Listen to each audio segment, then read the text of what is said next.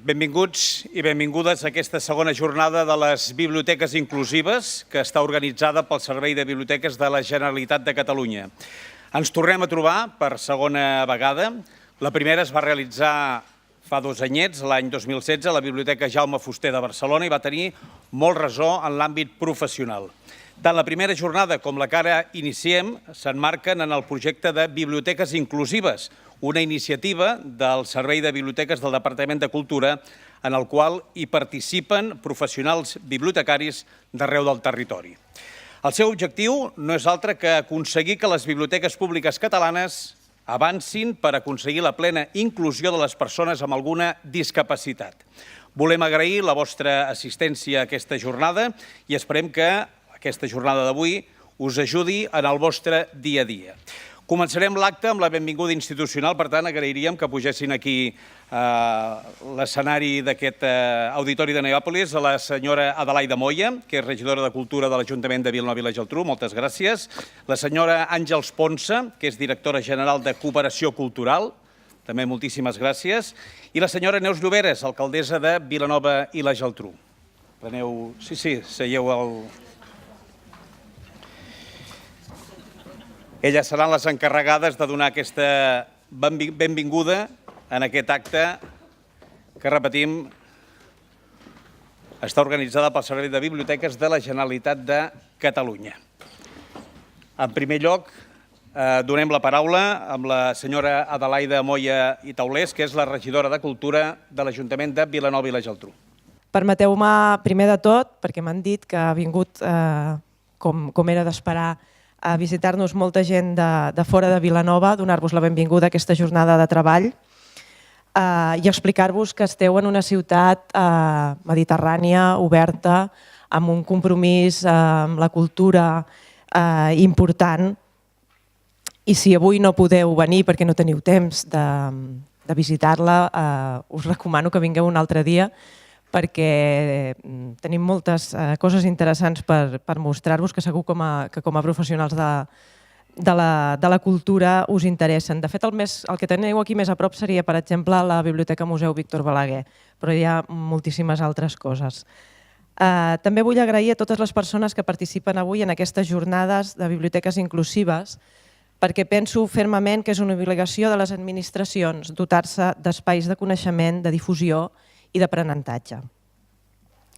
Sense reflexió, sense debat, sense anar a les arrels, és impossible trobar cap camí. Cal incorporar la reflexió, la pausa, tenir temps, no actuar de forma immediata, pensar el que volem, tenir el coneixement i difondre'l, i en això les biblioteques hi juguen un paper important, per saber cap on volem anar. Són valors que cal reintroduir sí o sí, aquest de la pausa, de la reflexió. Crec fermament que qualsevol proposta passa primer de tot per trobar aquests espais de reflexió, de pensament, de coneixement, d'estudi. Però sobretot també per la difusió i la transmissió d'aquest coneixement, perquè esdevingui pensament i acció col·lectiva. Prova d'aquest pensament i estratègia de valor col·lectiu és el compromís tant de la Regidoria de Cultura com de la pròpia xarxa de biblioteques de Vilanova i la Geltrú, i es veu en el fet que aquest projecte es va incloure al Pla Municipal de Biblioteques de 2017-2020 i també en les línies de treball que des del 2017 es van desenvolupant en l'àmbit de les biblioteques de la ciutat. Us enumero alguns exemples i accions que reflecteixen la concreció del que us estic dient. Per una banda, la destinació d'una part del pressupost a l'adquisició de fons documental adaptat a les diferents necessitats lectores i de comunicació. L'adquisició de materials i sistemes de recolzament adreçats a persones amb discapacitat sensorial. Per exemple, per a persones sordes s'ha instal·lat un bucle magnètic a la sala d'actes de la Biblioteca Armand Cardona i s'han col·locat 2 bucles magnètics portàtils al servei de préstec d'ambdues biblioteques, l'Armand Cardona i la Joan Oliva. Pel que fa a l'organització d'activitats, s'ofereixen sense barreres i formen part de la programació estable de les biblioteques. Per exemple, els clubs de lectura fàcil. Actualment se'n realitzen un en lectura fàcil en català i un en francès a la Biblioteca Joan Oliva i adreçat a persones amb discapacitat intel·lectual a la Biblioteca Armand Cardona. També l'acció de lectura en veu alta per a persones amb discapacitat visual, que es presentarà en aquesta jornada, d'aquí una estona, i que porta un any desenvolupant-se a la Biblioteca Armand Cardona amb la col·laboració de l'ONCE. El tríptic d'activitats de les biblioteques que s'ofereix en format àudio i es publica a través d'un codi QR al programa de mà i a través d'enllaços a la web de les biblioteques. Una altra cosa important, l'hora del conte, interpretada en llengua de signes. Per altra banda, l'any 2007 es va realitzar un estudi per avaluar els dos equipaments, la Biblioteca Joan Oliva i l'Armand Cardona, per tal d'identificar i millorar mitjançant l'informe resultant les actuacions posteriors, les mancances de les dues biblioteques i poder adequar els edificis, els fons, els serveis i les activitats i fer-los accessibles a tota la població. Hem de posar l'èmfasi i el focus en conèixer, crear i valorar idees per a la inclusió des de la prevenció i des de la sensibilització. Penso que aquest és un element clau. Hem de pensar molt en clau de futur, en perspectiva de futur, sempre en clau d'anar preveient, i les polítiques públiques han de ser fermes i contundents perquè puguem fer molt per crear una societat inclusiva. N'estic totalment convençuda que aquest és un compromís i una prioritat ineludible de qualsevol persona amb responsabilitats públiques. Hem de treballar, per tant, en conjunt, perquè el nostre objectiu és la inclusió i perquè les polítiques han d'anar encaminades a cercar la cohesió social, la igualtat d'oportunitats i la justícia equitativa. Hem de treballar per tenir una ciutat que sigui comunitàriament forta, amb sentit de pertinència, cohesionada i que garanteixi l'accés als diferents recursos per tota la ciutadania. Tot plegat demostra la importància d'aquest projecte i de les accions relacionades per la Regidoria de Cultura i especialment per la xarxa de biblioteques de Vilanova i la Geltrú, pel propi Ajuntament, que recentment ha celebrat les 8enes jornades d'inclusió social i, evidentment, també per la Generalitat de Catalunya, responsable d'aquesta trobada que estem fent avui. Moltíssimes gràcies a tothom. Moltes gràcies, senyora Adelaida Moya, regidora de Cultura de l'Ajuntament de Vilanova i la Geltrú. Tot seguit prendrà la paraula la senyora Àngels Ponsa, que és directora general de Cooperació Cultural. Podríem dir que estem entre amigues i amics. Veig moltíssimes cares conegudes dels meus periples. Fa poc temps que estic a la Direcció General, però de biblioteques us diria que és dels espais que més he visitat i que més conscient soc de la bona feina que es fa.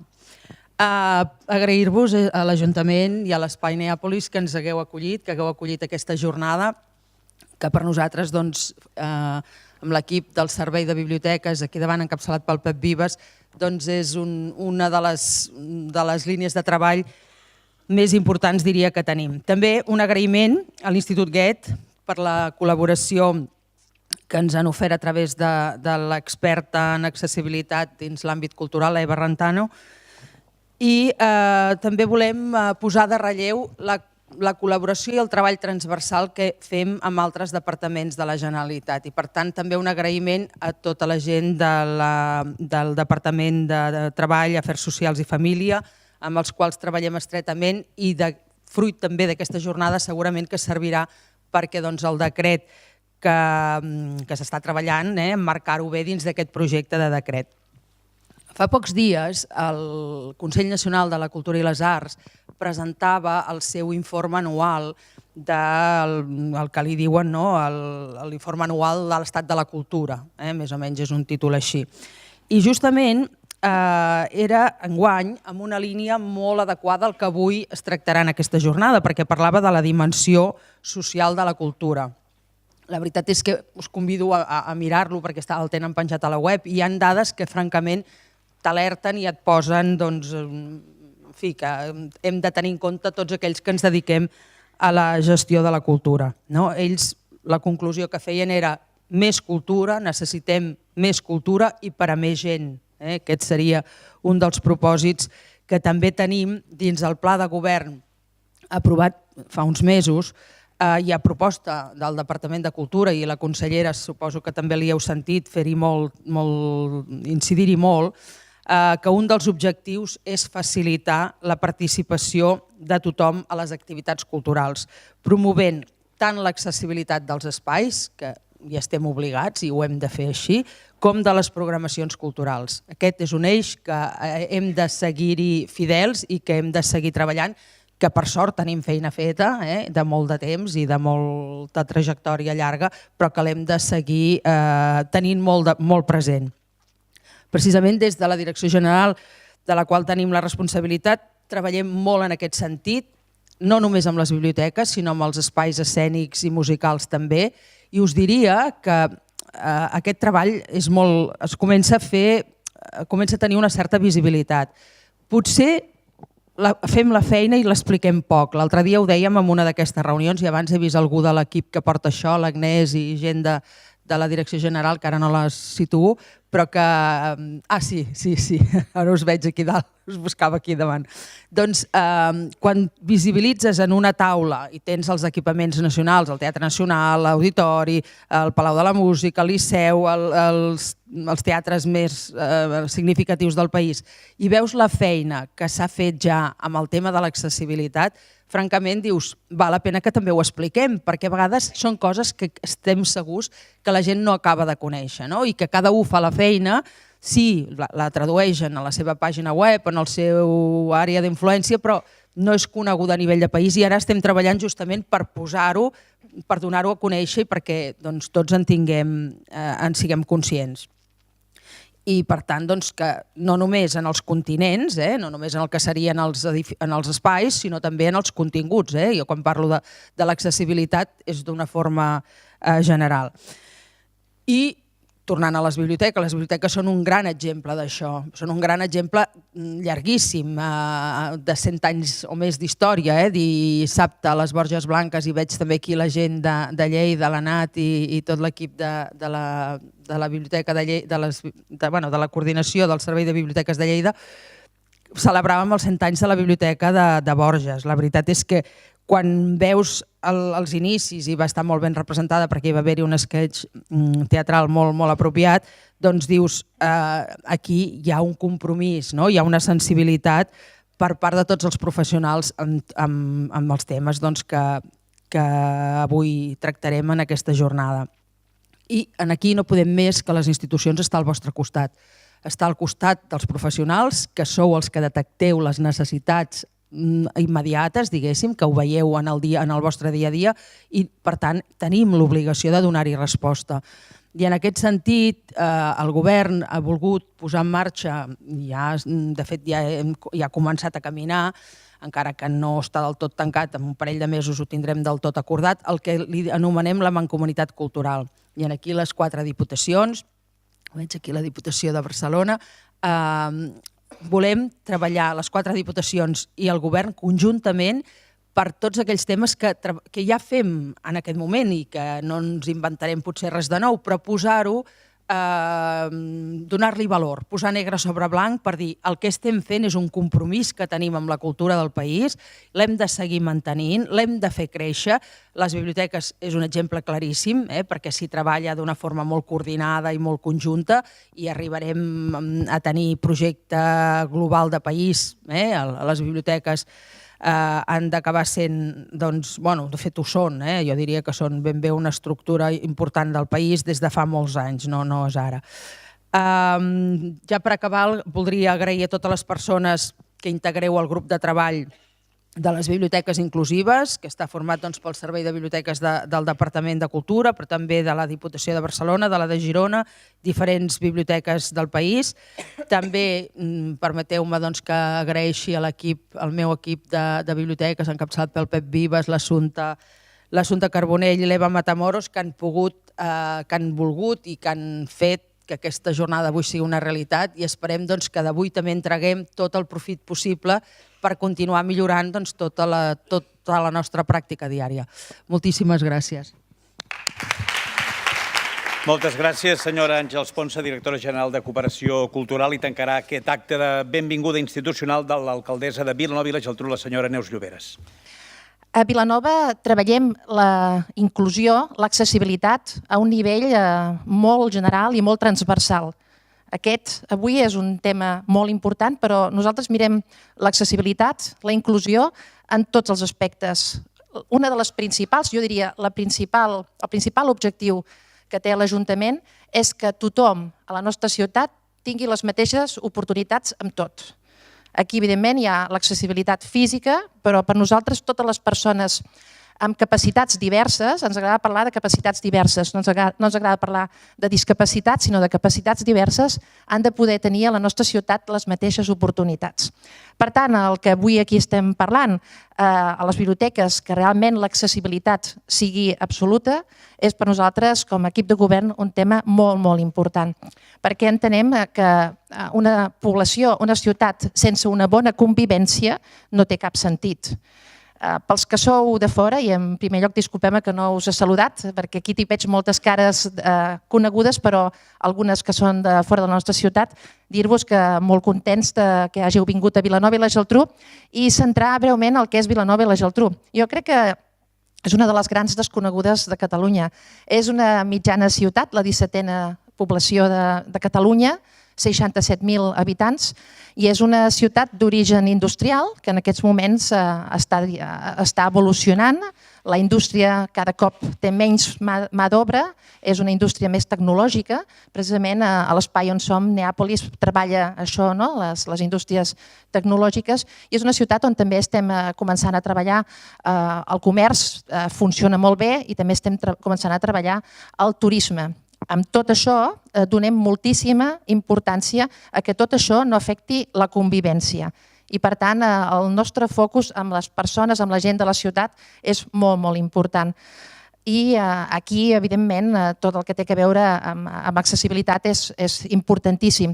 I creiem que la cultura és una eina fantàstica per donar a tothom les mateixes oportunitats i també per tenir una ciutat cohesionada, una ciutat on hi ha una molt bona convivència. Aquest és el nostre objectiu i crec que portem molts anys en aquesta ciutat treballant en aquesta línia, posant primer de tot sempre les persones al primer punt i a partir d'aquí anar treballant els altres projectes de la ciutat. Per tant, veiem amb molt bons ulls que es vagi més enllà del que estrictament la legislació demana, perquè la legislació a vegades va una mica lenta. En el cas que estem parlant avui, estem intentant anar a la velocitat que requereix la societat, sigui o no sigui obligatori. I per tant, jo crec que això és el que hauríem de fer les administracions sempre, no esperar a que surtin les lleis que ens obliguin a prendre aquestes mesures, sinó realment en cada moment valorar quines són les necessitats que la societat, que la gent necessiten. Per tant, em satisfà, i parlo en nom de l'equip de govern, moltíssim que aquesta jornada es faci a la nostra ciutat, molt orgullosos de tenir unes biblioteques que funcionen molt bé, que són un focus de convivència, un focus de realment accés per tothom a la cultura i per tant moltes ganes avui d'escoltar aquesta jornada i de veure tot allò que es planteja, que segur que serà molt interessant. Per tant, acabo com començava, gràcies per haver fet possible aquestes jornades a la nostra ciutat. Estic segura que aniran molt bé i els que sou de fora, com deia la regidora, a veure si us trobeu una estoneta per voltar una mica per Vilanova i la Geltrú, que us sorprendrà, perquè com deia, és crec una de les grans desconegudes de Catalunya. Moltes gràcies. Moltes gràcies, alcaldessa de Vilanova i la Geltrú, Neus Lloberes, que ha servit per tancar aquest acte institucional de presentació d'aquesta jornada. Els agraïm moltíssim la seva presència.